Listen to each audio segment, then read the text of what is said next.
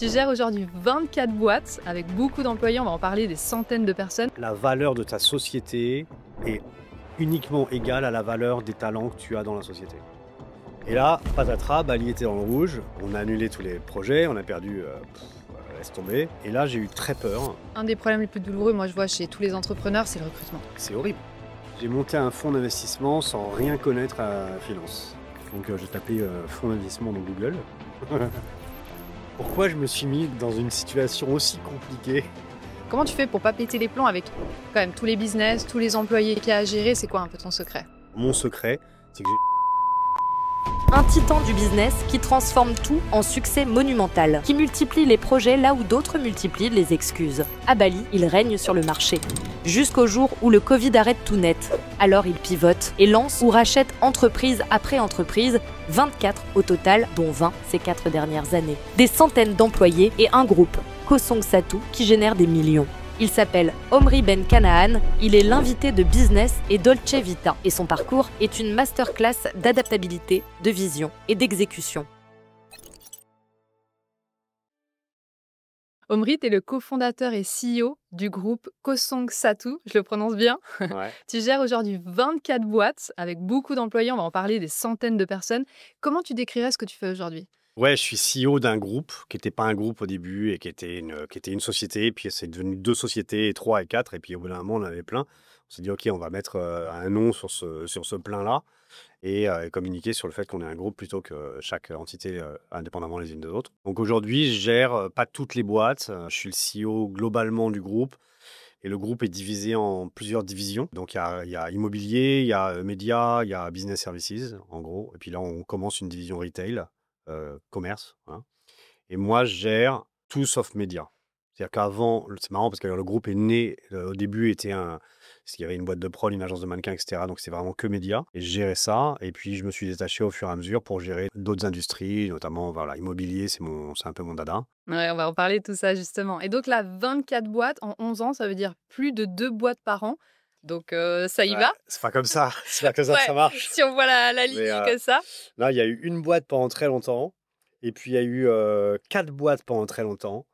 Et en fait, ce qui s'est passé, c'est que, il y a eu le Covid. Et le Covid, donc on avait des boîtes de on avait 2 boîtes de prod, une agence de mannequins et une boîte de location de matériel de caméra et cetera. Et donc on a eu ces 4 boîtes pendant très, très longtemps, pendant plusieurs années, qui marchaient, très bien et Covid est arrivé et pendant le Covid, donc on est à Bali, on a été épargnés par le Covid, au début et du coup, on s'est retrouvé dans une situation où ma boîte de prod, qui s'appelle Baliprod, était la seule société de production de films publicitaires à avoir le droit de tourner en Indonésie. On s'est fait faire un petit mot du ministère de la Culture et de l'Éducation pour avoir le permis. Et Jakarta était dans le rouge total. Du coup, on a raflé tous les clients de Jakarta. Enfin, c'est n'importe quoi. C'était débile le truc. On tournait des pubs tous les jours. Enfin, c'est n'importe quoi. Ça a duré 1 an. Et puis, il y a eu un variant, je ne sais pas si tu te rappelles, le variant qui s'appelait Omicron. Ouais, Omicron, ouais. qui est arrivé. Et là, patatras, Bali était dans le rouge. Ils nous ont dit, OK, les gars, c'est fini, c'est fini de s'amuser. Vous n'avez plus le droit de tourner. On a annulé tous les projets, on a perdu, laisse tomber. Et on ne savait pas combien de temps ça allait durer. Et là, j'ai eu très peur. Et je me suis dit, OK, c'était un peu dangereux d'être dans cette situation-là parce qu'on avait un payroll, tu vois, des salaires mensuels à plus de 100 000 $. Donc, tu fais ça 1 mois, 2 mois, 3 mois, ça va. Après, ça pique, tu vois. Et comme on savait pas on savait pas combien de temps ça allait durer, je me suis dit, OK, il faut se diversifier, en fait. Mmh. Et là, j'ai commencé à racheter des boîtes. Donc, j'ai racheté une boîte qui faisait des visas, rien à voir, qui est devenue Legal Legends. J'ai acheté de la moitié des parts. Et de là, on a ouvert d'autres boîtes, les unes derrière les autres. Donc, en fait, on a été 4 boîtes pendant très longtemps. Et puis, on a monté une vingtaine en plus depuis les 3-4 dernières années, quoi. Donc, c'est beaucoup plus que 2 par an, en fait, si tu Ouais, comptes carrément à fond là. depuis le Covid, quoi. Ouais. Et toi, ta stratégie, c'est de racheter des boîtes ou c'est des fois t'en crées aussi de Non, scratch? la plupart, on les crée. On les crée puisqu'on a toutes les ressources en interne. Donc, on a une holding avec toutes les boîtes en dessous. Certaines boîtes sont détenues aussi en partie par des sociétés qui sont sous de la holding, enfin dans la première ligne. Et notre stratégie, c'est dès qu'on a une idée ou que quelqu'un vient nous proposer quelque chose, c'est tout le temps de faire les choses avec un associé. On a défini cette stratégie un peu tard, donc il y a pas mal de sociétés qu'on a à 100%. Mais du coup, c'est vachement time consuming. Et il y a des sociétés qu'on a avec avec des gens dont c'est le métier et pas moi.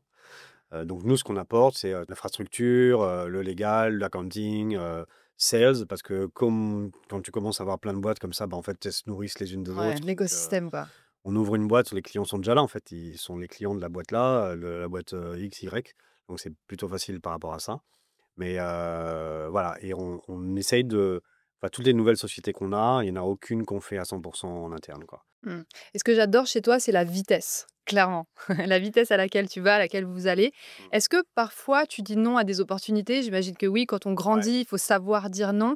C'est quoi un peu ton processus de décision? Oui, non, peut-être?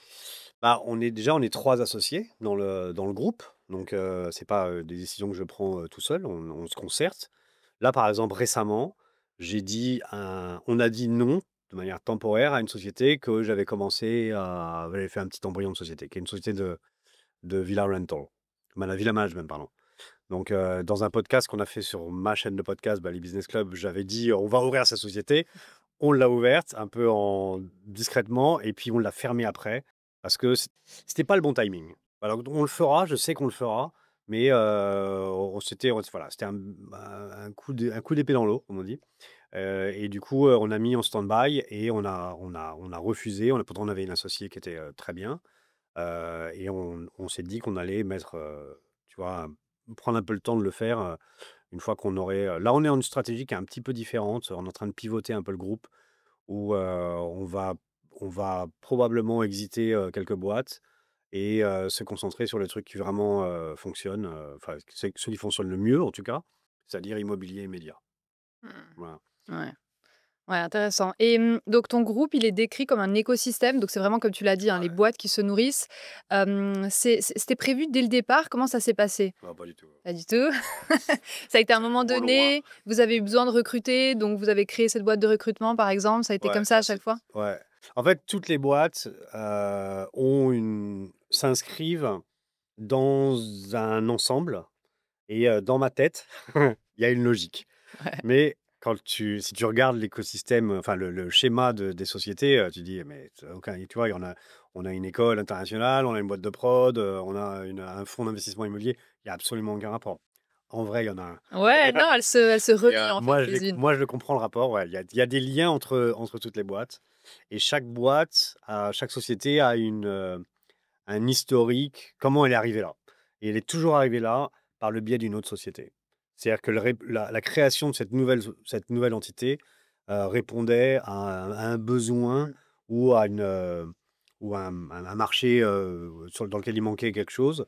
Donc, il y a pas de hasard, en fait. Voilà. Ouais, c'est hyper smart. Et comment tu fais pour savoir, parce que des besoins, il y en a plein, comment tu fais pour savoir, OK, ce besoin, par exemple, tes employés, ils ont besoin, de se nourrir, c'est pas pour ça que tu ouvres des restaurants, On y tu a vois? pensé, on a même pensé, Ouais. on a pensé pire, on a pensé à dupliquer les tickets restaurants à Bali. Tu sais, les tickets les chèques Ouais, restaurants, tu sais, ouais, c'est ouais. que ton employeur te file, au lieu de te filer 100 euros de salaire, il te file 200 euros de chèque restaurant. Donc, on avait étudié la possibilité et on voulait ouvrir, enfin, sur Pereland, on voulait faire enfin, prendre la rue comme laboratoire vivant de ce truc-là. Bon, finalement, on l'a pas fait. Mais non, on y a pensé, ouais. Mais voilà, comment les besoins arrivent, enfin les nouvelles sociétés, en général, quand je donne trop d'argent à une, À à une une autre autre boîte. boîte, je me dis, bon, là, ça commence à bien faire. Ce qu'ils font, on est tout à fait capable de le faire en interne, donc on le fait. Voilà.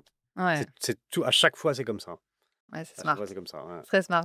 Et moi, je veux savoir, c'est quoi ton secret pour pas avoir autant de charge mentale? Enfin, comment tu fais pour pas péter les plombs avec quand même tous les business, tous les employés qu'il y a à gérer? C'est quoi un peu ton secret?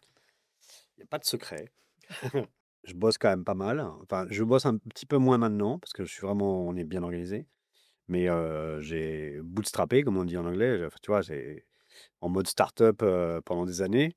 En fait, on est constamment en mode startup puisqu'on a constamment des nouvelles boîtes. Donc, on est tout le temps dans cette dynamique-là. Mais en gros, je m'entoure très bien. Je pense il y a un truc sur lequel je suis vraiment bon, c'est ça. C'est de bien m'entourer. Je connais pas mes sujets par cœur. Je sais rien faire comme un expert, mais je sais tout faire relativement bien. Du coup, ça me permet d'avoir une vision globale des tâches à faire, de ce que les gens que je vais employer vont devoir faire, de savoir en combien de temps ça va être fait, combien de temps ça va coûter, etc. Et voilà. Alors, mon secret, c'est que j'ai jamais lésiné sur sur les salaires. Mmh.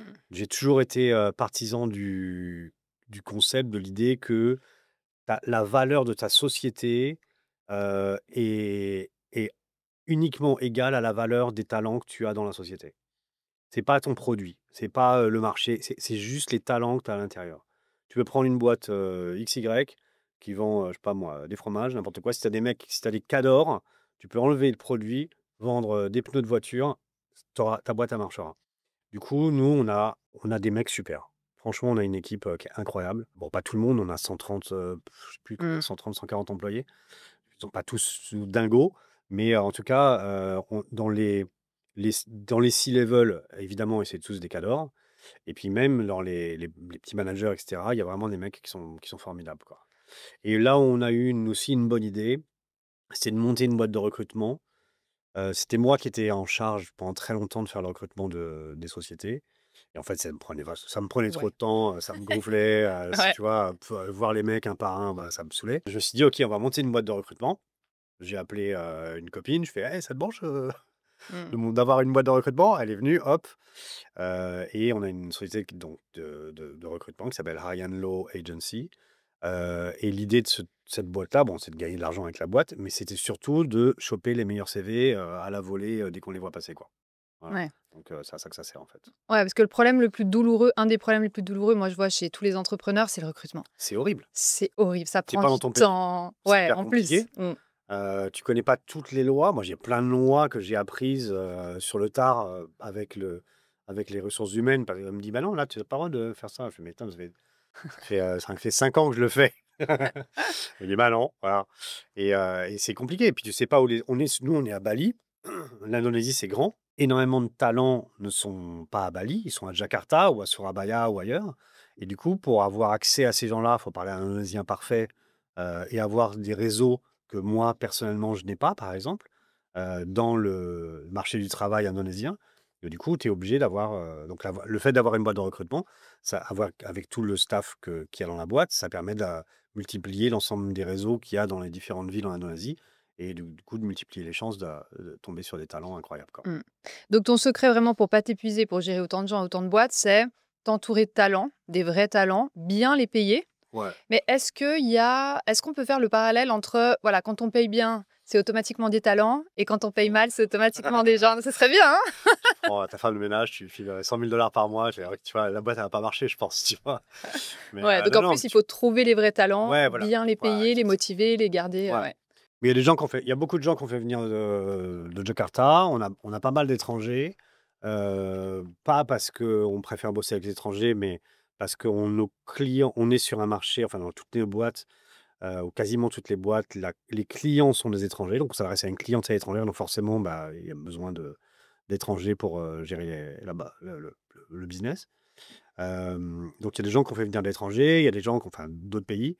Il y a des gens qu'on fait venir de Jakarta, il y a des gens qu'on trouve ici. Le marché à Bali devient de mieux en mieux, je trouve. Je trouve qu'il y a véritablement eu un avant Covid et un après Covid. Avant Covid, c'était tous plus ou moins des traînes savates aventuriers dans mon genre, hein, dans le tiers aussi, je suis sûr, qui venaient pour le soleil et rigoler à coup. Ouais. Et après Covid, enfin pendant Covid, il y a eu beaucoup de gens de Singapour, par exemple, qui sont venus de Singapour, des expats de Singapour qui sont venus travailler en remote à partir de Bali. Et en fait, ça a fait monter le niveau d'un cran, je trouve, le Covid. Ouais. Et là, maintenant, Bali est véritablement un hub de business. Il y a tu vois, des groupes comme le mien, il y en a plein maintenant. Je ne suis pas le seul. Mais effectivement, il y a 10 ans, avoir un groupe comme le mien, c'était exceptionnel. Mmh. Ça n'existait pas, quoi. Tu vois. Ouais, carrément. Alors qu'aujourd'hui, il y a plein de groupes. Il y a Tavola, il y a enfin, les mecs du Fins, il y a plein de gens, quoi. Mmh. Ouais, c'est intéressant. Ouais. Donc, comme il y a plein de monde, bah, et qu'il y a du business, bah, Ça attire le des monde. mecs t'as des gens qui sont très bien, qui viennent travailler, quoi. Mmh. Comme toi. Et toi, donc ton challenge impossible, j'adore, tu as relevé ton challenge impossible haut la main. C'est vraiment, bah voilà, comme on l'a dit, tous ces business, tous ces employés qu'il faut gérer. Ça a été quoi le plus dur pour toi de passer, on va dire, de 10 employés à plus de 100 employés? C'est quoi un peu les challenges que tu as rencontrés? Alors, c'est une question très intéressante. Et on me la pose assez souvent et je suis assez content de ma réponse. Parce qu'en fait, elle résume bien. J'ai dû réfléchir. La première fois qu'on m'a posé, j'ai dit, merde, c'est quoi? Et en fait, j'ai réfléchi à ce qu'on avait vécu. Et elle se résume de manière très simple, la réponse. C'est en fait, quand tu commences, tu passes d'un système qui est horizontal. C'est-à-dire, il y a toi et tous les gugus en dessous, OK? Et en fait, le challenge avec la croissance, c'est de passer du système horizontal à un système vertical. Où il y a toi, et puis il y a un autre mec, et puis un autre mec, et qui gère, enfin, un mec ou nana, peu Mmh. importe. Et du coup, tu as t'as une Hiérarchie, structure finalement. verticale et hiérarchie. Mmh. Et voilà. Et la difficulté, c'est de créer cette hiérarchie. Parce que tu la crées pas du jour au lendemain. On n'est pas devenu un groupe de 24 boîtes, tu vois, le jour où on Presque. a fait voilà, c'est pas passé comme ça. Donc, fatalement, on a tu changes tout le temps de structure et on a essayé plein de trucs. On a essayé des structures différentes et on s'est cassé les dents de temps en temps. On a perdu du pognon avec des mecs qui servaient à rien de temps en temps. Mmh. Et puis maintenant, on a trouvé, enfin là, l'autre système fonctionne tel qu'il est et c'est vraiment, en fait, c'est un système assez classique finalement. Mais voilà, le vrai challenge, c'est de passer de ça à ça. Mmh. Et comment vous avez fait pour passer de ça à ça? Un peu les étapes clés, Ah, on tu a dirais? perdu plein de pognon, à On faire a testé, n'importe quoi. quoi. Ouais. OK. Mais non, non, c'était compliqué parce que comme on a plusieurs en fait, on n'a pas un système si tu as une société, une seule société et que tu fais de la croissance tu veux croître cette société, heu, en fait, il y a déjà, plein de benchmarks, quoi. Tu as plein d'exemples qui ont été il y a plein de bouquins qui ont été écrits, il y a plein de vidéos que tu peux voir sur YouTube et cetera. Mais il y a pas grand monde qui ont des multi-sociétés, tu vois? Des structures multi-sociétés. Du coup, c'est compliqué, tu vois? Là, aujourd'hui, par exemple, notre système, c'est qu'on a la holding, donc Kosansatu Group, OK? Et dans la holding, j'ai un certain nombre de personnes. Donc il y a pas mal de C-level, donc il y a le CFO, le DAF, le directeur financier, il y a tout le IT est dans la holding, par exemple. Les développeurs, les graphistes et cetera sont dans la holding. On a, je sais pas, 8-9 personnes et la holding vend les services de ces gens-là aux différentes, sociétés. Pourquoi elle les vend? Parce que, toutes les boîtes ne nous appartiennent pas à 100. Du coup, bah, il faut qu'il y a Avant la presta, voilà, ouais. exactement. Donc, on les vend à rien, Mmh. gratos. Donc ça permet en fait, quand tu rentres dans le groupe Cosmosa Group, d'avoir, accès à des services, ultra Premium. qualitatifs pour une bouchée de pain. Voilà. Mais du coup, voilà, donc il y a, on a des gens dans la holding, le CMO, donc marketing, on a le CFO, enfin plein de C-level. Et puis on a les boîtes en dessous, qui sont, comme ça ou certaines comme ça, quoi. Voilà. Mmh. Et aujourd'hui, tu bosses avec c'est hyper intéressant, tu bosses avec des équipes qui sont vraiment de cultures différentes. Donc ça veut dire qu'il y a les locaux, il y a, Ouais. les expats, il y a aussi les investisseurs, tout ça. Comment tu fais pour aligner tout le monde à ta vision? Ah bah, je fais pas, je m'aligne à la leur plutôt. OK. Voilà, c'est quoi cette question? Mince, faut que je sorte un truc intelligent, c'est ça? Parce que Écoute, c'est dur de faire aller tout le monde dans la même direction dans ta vision, en non, non, fait. ouais, bien sûr, on a une idée, on a un objectif et on travaille c'est plus un travail d'équipe que, je suis pas un despote, tu vois, dans une république bananière. C'est pas ça le truc. Donc on est une équipe. Moi, je suis prêt à mettre les mains dans le cambouis, je le fais souvent et cetera, tu vois? Parce qu'il y a des trucs que je sais faire, tu vois? Par exemple, pendant très longtemps, j'étais très fort en SEO, donc en référencement internet. Bon, maintenant beaucoup moins parce que ça a changé puis je m'y intéresse plus. Et pendant des années, c'est moi qui m'occupais du référencement internet de tous les sites. Et parce que bah, j'étais meilleur que les mecs que j'engageais. Donc forcément, c'est moi qui le faisais. Donc c'est un travail d'équipe vraiment. Et avec les associés, donc les partenaires qu'on a sur certaines sociétés, on fait des meetings, on se dit, OK, on a cet objectif-là, comment on va y arriver. Puis voilà, c'est vraiment un travail de groupe, quoi. Mmh, ouais. Et est-ce que tu penses que tu aurais la même qualité, on va dire, avec toutes ces équipes que tu gères, qui sont là, en tout cas, en télétravail? 100% télétravail. Comment ce serait? Ce serait chaotique? Ce serait comment? Moi, j'adorerais pouvoir me dire et avoir le luxe que le télétravail, c'est top. Ouais. Mais en vrai, on l'a tous testé pendant le Covid. C'est pas une pour nous, je pense que c'est vraiment ça dépend des business, mais pour nous, ça fonctionne pas. Peut-être que je suis old school, j'en sais rien, mais j'aime bien avoir les mecs devant moi, quoi. Mmh, ouais. Et en fait, pour créer des synergies dans une équipe, c'est vraiment difficile de le faire en Mm. télétravail. Ouais, de créer une culture d'entreprise, c'est... Bon, c'est Ouais, impossible, ouais, tu ouais. vois, ou quasi. Mm. Mais je pense que ça fonctionne pour certaines sociétés. Pour nous, ça fonctionne pas. On l'a fait, hein, on l'a testé et, et ça marche pas, quoi. Et j'ai eu pas mal d'employés qui bossaient chez nous et qui m'ont dit, enfin, c'est déjà arrivé 3-4 fois, tu vois. Ils m'ont dit, oh, Marie, écoute, là, j'aimerais bien aller habiter à Uluwatu, donc dans le sud de l'île. Est-ce que c'est Non, possible de faire 3 jours par semaine? Je dis, bah, désolé, non. no way. Tu vois, Ok, ouais. donc même sur la même île, non, c'est vraiment, t'es C'est pareil. là, il y a le bureau. Bah, tu vois, si t'es à Uluwatu ou si t'es à Tombouctou, c'est la même chose, en fait. T'es Ouais, sur tu peux te Zoom, quoi. déplacer. Ouais, Tu vois. ouais. Ouais, nous, c'est notre plus gros challenge dans notre business. Ouais, ouais. Mais toi, t'as des gens en interne et en externe? Alors nous, on n'a que des freelances avec qui on bosse, donc Ouais, on n'a pas de salariés. On a arrêté. ouais. On a vraiment que des freelances avec qui on bosse. Et le plus gros challenge, c'est celui-là, c'est le télétravail. Vraiment, pourtant, avec Micha, on a essayé, on s'est dit, c'est bon, on est cool, on est jeune, on va faire. Puis moi, j'adore le télétravail. Ouais. C'est-à-dire que moi, j'aurais tué pour avoir un job comme ça. Mais en fait, il y a ce truc déjà culture d'entreprise. Mm. Chaud, vraiment, à la créer. Et ensuite, tu sais jamais ce que fait l'autre. Est-ce qu'il est en train de bosser? Est-ce qu'il est... Et ça érode un peu la J'ai la confiance. réponse à cette question. Non? Il bosse pas. Ouais. Ouais. Il bosse moins que quand Ouais, c'est il est ça. chez toi. Parce qu'en fin de compte, et ça, c'est la faute de WhatsApp, quand il est dans ton bureau, il bosse. Et quand il est chez lui, il bosse encore. C'est là, en fait, le télétravail, il commence à 6 heures le soir. Voilà. Ouais. Et ça, c'est vrai qu'en France, c'est pas tout à fait pareil. Mais en Indonésie, en vrai, on n'a pas vraiment d'horaire, tu vois. Enfin, je sais que mes équipes, elles, à 11 heures le soir, quand ils reçoivent un WhatsApp, ils répondent, quoi. Ouais. Tu vois. Nous aussi. Et c'est pas parce que le WhatsApp vient de moi. Entre eux, ils Mm. bossent, quoi, tu vois. Ouais. Et ça, je pense qu'il y a eu un vrai shift depuis quelques années sur la manière de travailler. On n'est plus sur un 9 to 5, quoi. Ça n'existe plus, les 9 to 5. À moins de bosser à la poste et d'être fonctionnaire ou j'en sais rien. Mais dès que tu as un job un peu intéressant, ça n'existe pas. C'est un 24 sur 24, quoi. Donc, tu as le droit de couper ton portable. Oui. Personne ne Il t'empêche. faut d'ailleurs. Mais si, ouais, bien sûr, mais si par exemple, moi, j'ai les employés à qui j'envoie un message le vendredi soir et j'ai pas de réponse avant le lundi, ça va une ou deux fois, mais Ouais. pas plus, quoi. Ouais. Tu vois. Ouais, non, franchement, c'est pas facile à gérer. Nous, la seule personne sur toutes les personnes qu'on a eues qui est venue à Bali pour travailler avec nous, ça a été la seule qui a. J'ai vu vraiment une évolution dans son apprentissage, rien à voir avec toutes les personnes qui n'étaient pas là, en fait. Ouais. Parce qu'on est là, on bosse ensemble. Elle venait dans le coworking ou à la maison. Et puis, elle était avec nous, donc elle pouvait ensuite faire comme nous, tu Ah ouais. vois, et apporter la même qualité que nous, on apporte à nos Puis en clients. plus, c'est plus sympa, quoi. Mm. On rigole, tu vois. Ouais. Enfin, je sais pas, moi, je vais au travail pour rigoler, quoi, au bureau pour rigoler. Si je suis tout seul, si j'arrive au bureau et que je suis en télétravail avec 130 gugus qui sont partout dans le monde, en fait, je me marre pas, quoi.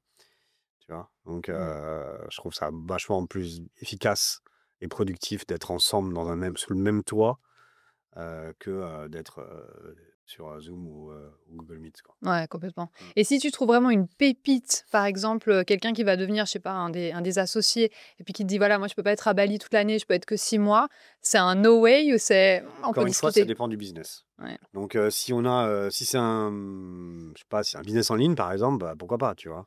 Mais sur les business qu'on a aujourd'hui dans le groupe, c'est juste une impossibilité parce qu'on a des rendez-vous en physique. Moi, je passe ma journée en rendez-vous, beaucoup de mes staff aussi. C'est pas possible, quoi. Voilà. Donc, ça dépend du business. Je dis pas, enfin, j'en sais rien en fait, mais ça dépend vraiment du business, quoi. Ouais, ouais, carrément. Et quand tu ouvres une nouvelle boîte, c'est quoi ton process? Est-ce que tu vas à fond? Est-ce que tu fais une étude de marché? Est-ce que d'abord tu recrutes une équipe? Comment tu fais? Je fais pas beaucoup d'études de marché. Je vais beaucoup à l'instinct. Mais en fait, le marché, je le connais, quoi. Tu vois. C'est-à-dire que par exemple, sur l'immobilier, je le connais par cœur, le marché. Ça fait 15 ans que je fais ça, tu vois, ça n'a plus vraiment de secret, quoi. Donc, je sais exactement. Tu vois, j'ai 2-3 boîtes en tête, là, par exemple. Je dirais pas. Ah, on veut tout savoir. J'ai toutes mes idées quand même, tu vois. Je sais exactement lesquelles vont marcher et quand. Et bon, alors j'avais fait l'erreur sur celle d'avant, là. Enfin, c'était pas une erreur, hein, c'était très bien. C'est juste que je manque de temps, en fait. Voilà. Donc, je me suis dit, OK, je préfère la mettre en stand-by. Puis mes associés étaient d'accord. Et quand vous voulez recentrer un peu le groupe de manière. Enfin, changé un peu la structure du groupe. On s'est dit, OK, bon, on la met en stand-by pour l'instant. Donc, c'était pas une erreur, on l'ouvrira et elle est très bien. Enfin, même l'ouvrir aujourd'hui, en fait, ça fait sens complètement. Mais ouais, ça dépend, quoi. Et est-ce que tu as déjà fait une grosse erreur, entre guillemets, c'est-à-dire que tu as arrêté le projet avant que ça te coûte trop cher ou tu t'es dit, voilà, en fait, non, ça marchera pas. On s'est trompé. Ouais, bah ouais. Ouais. La première boîte que j'ai montée à Bali, alors l'histoire elle est un peu rigolote. Donc j'habitais en France, OK. Avant, quand j'étais plus jeune, j'habitais en Asie, hein, j'habitais entre Tokyo et Bali, c'est comme ça que j'ai connu ici. Et les années 2000, je suis rentré en France, j'ai travaillé en cinéma. J'étais assistant réalisateur et directeur de casting. Et j'avais une agence de casting et je voulais plus faire ça. Je te raconte un peu la jeunesse du truc. Et je voulais plus faire ça et je me suis dit: «OK, je retourne à Bali», parce que j'habitais ici il y a longtemps, dans les années 90. Je reviens à Bali et je suis arrivé ici et je me dis: «OK, qu'est-ce qui» et c'était en 2010 à peu près, tu vois? Donc Airbnb, Booking.com, tout ça existait, mais c'était relativement nouveau. Tu vois? Airbnb, Mmh. ils avaient pas D'accord. tout ils avaient pas trop ces marchés comme aujourd'hui encore. Et du coup, j'ai monté un OTA, Online Travel Agent, donc l'équivalent d'un Booking.com et Airbnb. Ça m'a coûté 200 000 de développement, etc., etc., plein d'erreurs et tout. Et on a lancé le MVP, le Minimum Viable Product. On a fait le launch, enfin soft launch. Ça a commencé à marcher, etc. Je me suis dit, OK, là, il faut que je lève 1 ou 2 millions de dollars. Enfin, il faut que j'arrête de m'autofinancer, tu vois. À un moment donné, ça va, quoi. Et il faut que je lève 1 ou 2 millions de dollars pour scale up, pour faire croître le Mmh. business. Donc, j'ai commencé à faire les dossiers, les business plans, longs comme ça, larges comme ça, etc. J'ai passé un mois dans Excel. Et je me suis dit: «OK, mais c'est super là ce que je viens de faire, on a un joli deck et machin, mais qu'est-ce qui nous manque? Quelle est la vraie valeur ajoutée de notre boîte?» Et là, je trouvais qu'on manquait d'un truc. Et j'ai regardé les autres, et je me dis: «Putain, les mecs, ils ont pas de vidéo». Et ce qui est incroyable, c'est qu'ils ont toujours pas, hein. Mmh. Tu vas sur Booking.com, Airbnb, Agoda, machin, C'est vrai, tu ouais, pas ouais. une seule vidéo, Oui, ce qui est alors dingo, qu'on devrait tu vois? visiter comme ça. Tu pas Ouais. de vidéo, t'as pas de ou très peu de plans, de layout, tu vois? De plans, Ouais, ouais, ouais. plan de la maison que tu vas louer ou la chambre d'hôtel ou machin. Enfin, il y a plein de trucs qui manquent, quoi, tu vois? Et comme j'avais un passé dans la production de visuels et cinéma et machin, je dis: «OK, fastoche, je vais, engager un Gugus, il va faire des vidéos de tous les appartements, les villas, les machins, les bidules et puis on va se mettre en avant et se différencier des autres, comme ça». Et donc dont acte, j'ai engagé Romain, que tu connais, je Mmh mh. pense, Ouais. qui est venu, je l'ai fait venir de France. Je lui ai filé une salaire de misère. Je me rappelle, il était payé 7 millions par mois, le mec, au début. Mais il était à Bali, Je OK. les a valus, voilà. Et je lui ai dit: «Mec, j'ai pas besoin de toi full time, j'ai besoin de toi juste part-time, pour faire, des vidéos de villas et d'hôtels, et machin, quoi». OK, super. Et du coup, je me suis dit: «OK, le reste du temps, bah, je vais faire un site et puis je vais l'envoyer faire des vidéos, de restaurants et de bikinis sur la plage», tu vois? Et donc je me suis dit: «OK, bon, bah, on est à Bali, on fait de la prod, bah, Bali Prod, hop». J'adore, je vois la naissance du premier Ça a duré business. 1 heure. Ça Ah a ouais? pris 1 heure l'histoire. Ouais. Donc le nom le nom de domaine, enfin le nom de la boîte Baliprod, ça a duré 4 minutes, tu vois?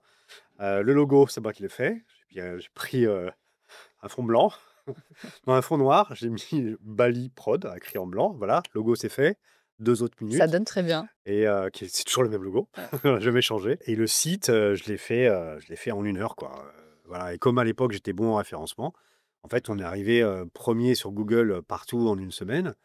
Et ce qui s'est passé, c'est que le téléphone a sonné. Enfin, c'était pas le téléphone, c'était les mails, et cetera.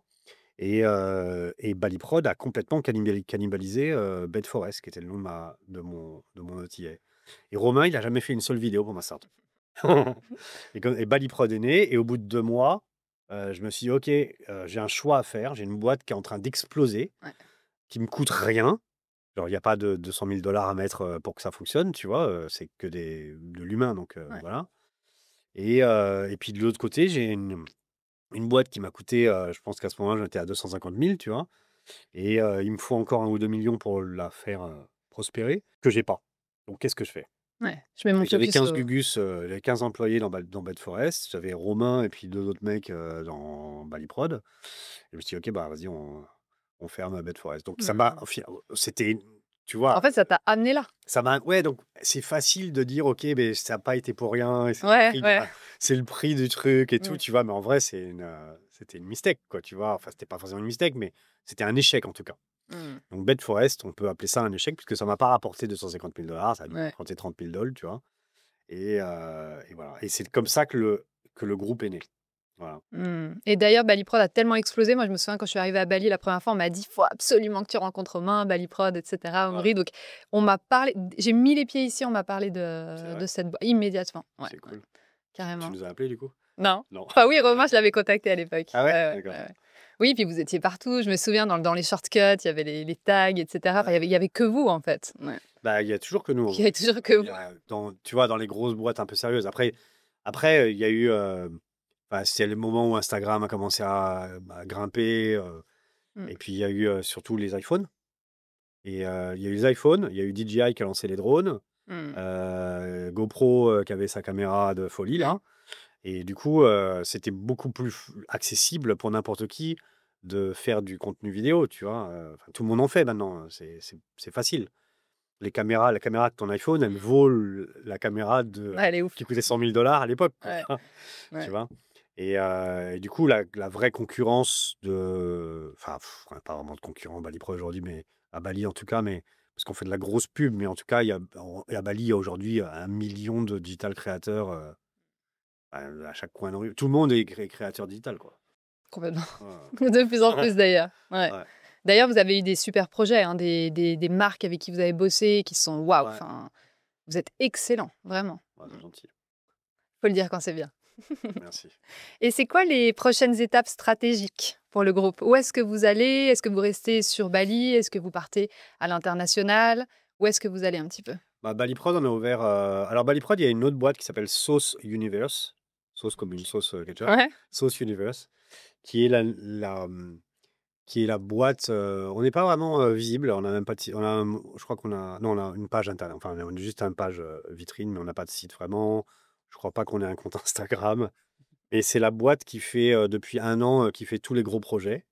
Et qui a raflé, on a eu, je sais pas, 7-8 lions à Cannes, on a eu un MTV Music Award l'année dernière. Là, on vient de rafler une vingtaine de Gong Awards. Le Gong Awards, c'est un prix aussi à Singapour dans la publicité. Comme quoi, on n'a pas besoin de site web pour réussir, Exactement. n'est-ce pas? Ouais. Franchement, là, ça va complètement à l'encontre de tout ce que j'avais fait avant, où on était là visible à mort, on mettait des pubs partout, etc., etc. Là, on n'a rien dit à personne. Je sais on a une page LinkedIn à laquelle je me suis abonné hier.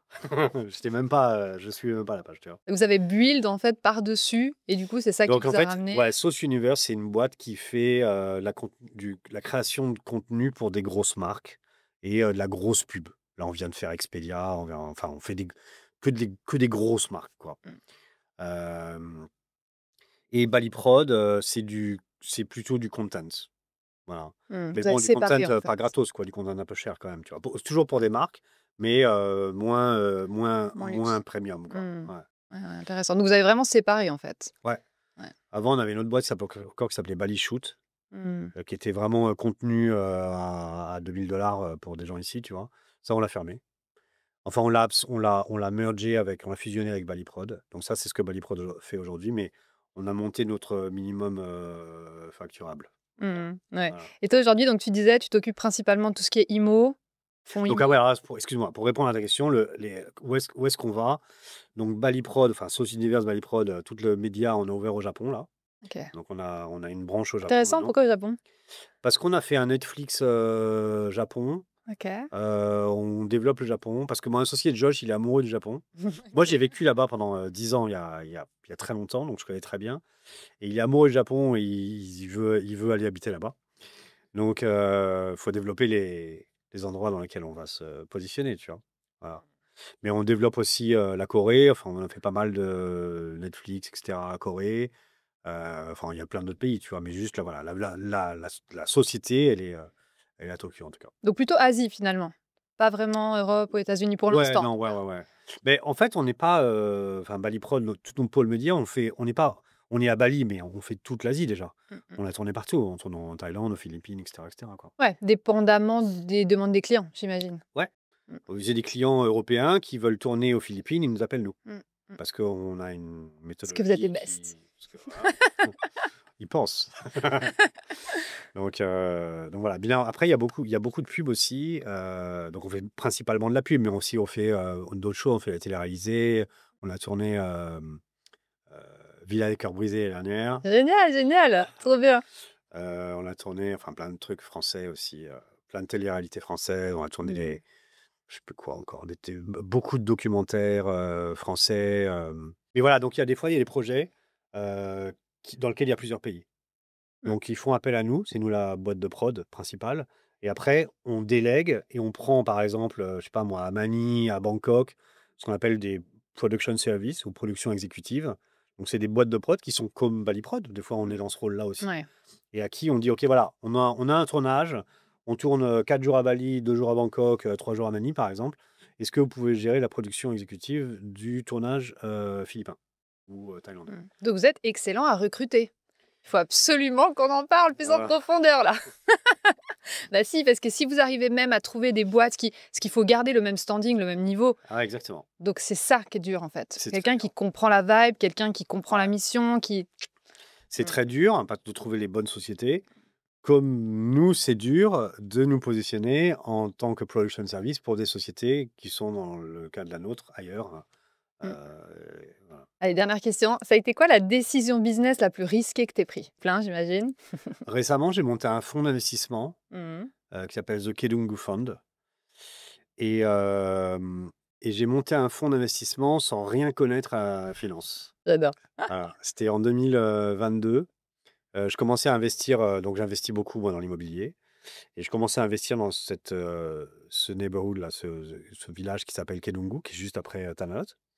Et j'ai acheté 2-3 terrains. Et ce qui s'est passé, j'ai que j'ai 2-3 potes qui m'ont dit: Aubry, vas-y, je te file 100 000, j'investis avec toi, vas-y, je te file 50 000, etc. Je fais: OK, pas de problème, tu vois, je m'en fous, moi, c'est des copains, quoi. Et puis de 2-3 potes, c'est passé à 10-12 potes. Et normalement, je Et dis: les gars, je suis gentil, mais j'ai mes limites. Mm. Donc, puis je peux pas me diluer autant. Ouais. Donc, je suis désolé, mais débrouillez-vous, quoi. Voilà. Je peux vous donner des conseils autant que vous voulez, avec grand plaisir. Mais je peux pas, le vaut de 100 000, vous les gardez, vous faites ce que vous voulez avec, quoi. Et là, je me suis dit, donc ça, c'était en septembre-octobre 2022. Et je me suis dit, c'est quand même trop bête. Je sais que Kedungu va exploser, qu'on va faire des millions avec cet endroit. J'ai, moi, pas assez de cash pour acheter toute la ville. Donc, est-ce qu'il n'y aurait pas un système pour On investisse tous ensemble en voilà, fait. fédérer tous ces gens-là et investir ensemble sans me mettre dans une position dangereuse par rapport à une dilution des parts Complètement. de ma boîte, par exemple, Ouais. ou autre. Et c'est là que l'idée du fonds est arrivée. Mais sauf que j'ai pas du tout un background dans la finance. Enfin, je connais absolument rien. Je savais même pas comment ça marchait un fonds, quoi. Donc, j'ai tapé fonds d'investissement dans Google. Et j'ai lu, et j'ai lu, et j'ai lu, et j'ai lu. J'ai regardé des millions de vidéos. J'ai pris des mentors, j'ai pris des conseillers, etc. J'ai étudié, j'ai véritablement étudié pendant 3-4 mois. Et j'ai monté ce fonds. Donc là, pour répondre à ta question, donc aujourd'hui, le fonds marche très très bien. On est à 6 millions 4, je crois, 6 millions et demi, un truc comme ça de AUM, Asset Under Management, Mm. et ça fait que monter tous les mois. Le fonds marche très bien, mais voilà, pour répondre à ta question, c'était un véritable risque parce que j'y connaissais que dalle. Alors, je connaissais l'immobilier, donc Mm. du coup, j'allais en territoire Mm, ça fait complètement sens. connu, quoi, Ouais. tu vois. On a un podcast, comme je te disais tout à l'heure, qui parle beaucoup d'immobilier aussi, Ouais. les business clubs. Donc, c'est des choses qu'on maîtrise. Voilà. Mais la finance, j'y connaissais vraiment rien. Et quand je regarde a posteriori, le lancement du fonds était tellement chaotique que c'est vraiment compliqué parce qu'il y a plein de trucs auxquels je pensais pas, tu vois. Et là, pareil, je me suis entouré. Donc, j'ai mis les sous qu'il fallait pour avoir vraiment des gens top level. Et ils m'ont aidé à devenir compliant, enfin voilà, à tout faire. Et aujourd'hui, le fonds tourne très bien sans moi, en vrai. Mm. Donc Tu vois. toujours le même secret. Engager les bonnes personnes, s'entourer des bonnes Pareil, personnes. toujours Ouais. pareil. Ouais. Ouais. Mais voilà, c'était un vrai risque. Mm. Aujourd'hui, ça ne l'est plus parce que le fonds fonctionne. Euh, mais ouais, c'était quand même, quand j'y pense, c'était n'importe quoi, quoi. C'était rock'n'roll de faire ça, quoi. Enfin, tu vois, pourquoi je me suis mis dans une situation aussi compliquée alors que c'était cool ma vie avant, quoi. Et j'ai Maintenant, elle est l'impression recool, mais il y a eu une période un peu compliquée, quoi. ouais, une Voilà. période de transition. Mais j'ai l'impression que toi, en fait, tu passes à l'action, tu apprends sur le tas, Mm. sur le tard, et après, paf, tu t'entoures parce que tu commences à voir que le projet commence à prendre, Ouais, tu exactement. t'entoures, et après, il y a cette période un peu chaotique, c'est normal. Ouais, mais en fait, on fait tous ça, tu vois. Moi, j'ai pas fait d'études de finance, j'ai pas fait d'études de real estate non plus, j'ai pas fait d'études de rien du tout, j'ai pas fait d'études. Mm. Donc, Non, mais il y a beaucoup de gens qui bloquent au passage à l'action. ouais, Toi, est-ce que toi, non? Toi, t'y vas. ouais, là, moi, j'y vais, ouais, je m'en fous. Voilà. Non, mais en fait, je pense que j'ai une capacité de travail qui est assez grande Mm. et j'adore apprendre. Je suis tout le temps en train d'apprendre des choses. Ouais. Donc, quand je vais quelque part, tu vois, par exemple, là, on ouvre une chaîne de boulangerie. Ne me demande pas pourquoi, il y a une raison. Il y a le lien Il y a un dans le lien, groupe, il y a un ouais, lien. ok. Et bah, je te promets que je saurai faire des croissants dans un mois, quoi. Génial, génial. Tu Voilà. m'apprends? Je t'apprendrai si tu veux, tu pourras venir. Carrément, ouais. Donc là, on ouvre là dans une semaine, je crois, un truc comme ça. Trop bien. Euh, et j'ai une soif d'apprentissage, en fait, tu vois. J'aime bien comprendre Ouais. et je vais jusqu'au bout du truc, tu vois. Curieux, Je hein. ne lâche pas les mecs avant d'avoir tout leur... Voilà, comme une sangsue, là.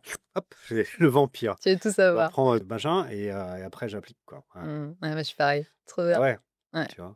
Et je pense pour des gens comme nous, surtout des gens qui dans le voyage t'es obligé de faire ça parce que de toute façon, on le fait d'une manière quotidienne. Quand tu es arrivé à Bali, bah, tu avais tout à apprendre de Bali, quoi, tu vois. Ouais.